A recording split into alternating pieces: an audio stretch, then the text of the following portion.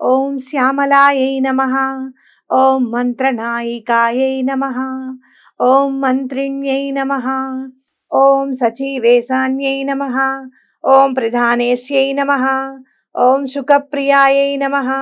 ఓం వీణావత్యై నమః. ఓం వైణిక్యై నమః.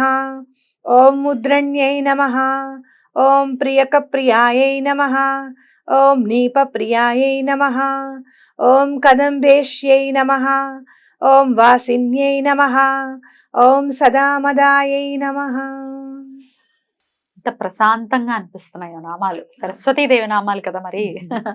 అద్భుతం. వీణ రూపంలోనూ అమ్మవారేట, వేణువు రూపంలోనూ అమ్మవారే. అమ్మవారే.